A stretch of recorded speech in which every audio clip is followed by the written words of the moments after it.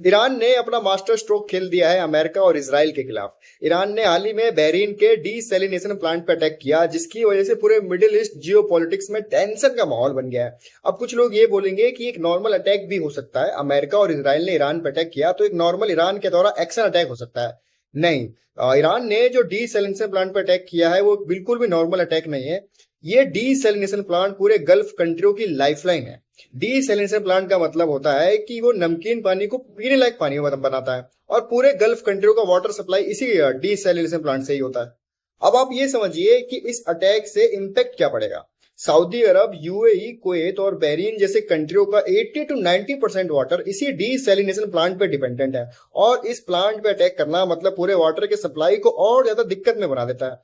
अगर पानी पे अटैक हुआ है, इस वाटर प्लांट पे अटैक हुआ है, तो लोगों को पानी की दिक्कतें आएंगी और साथ साथ उससे जुड़ी मुश्किलों का सामना भी करना पड़ेगा, जिसकी वजह से एक नेशनल इमरजेंसी बन सकता है ये। तीसरा है आपका इंटरनेशनल लॉ के अंडर सिविलियन इंफ्रास्ट्रक्चर पे इंटेंशनली अटैक करना, वो एक वॉर क्राइम माना जाता है, जो कि एक डिप्लोमेटिक प्रेशर भी बढ़ाता है कंट्रियों पे। अब आप ये समझिए कि इस अटैक से अमेरिका और उसके अलाई पे कैसे फर्क पड़ेगा।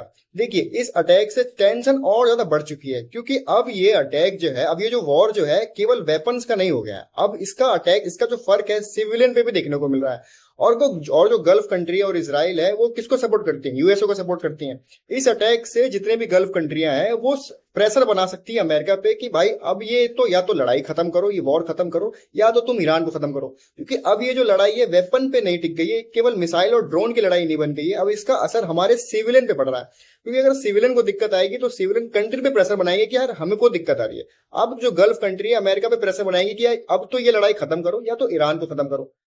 अब देखना यह है कि इस अटैक से अमेरिका पे प्रेशर बनेगा और अमेरिका इस वॉर को खत्म करता है, या फिर अमेरिका ऑन ग्राउंड वॉर के लिए उतरेगा। और अगर ऑन ग्राउंड वॉर के लिए उतरता है तो ईरान तो इस वॉर के लिए, इस ऑन ग्राउंड वॉर के लिए बहुत सालों से तैयारी करके बैठा हुआ है। आपकी क्या राय है? क्या इस ईरान के अटैक से अमेरिका वॉर रोकेगा या फिर कोई बहुत बड़ा कदम उठाएगा? अपनी राय कमेंट में जरूर बताएं, और डेली ऐसी फाइनेंस और ग्लोबल इकोनॉमी न्यूज के लिए हमारे चैनल को भी सब्सक्राइब करके जाएं।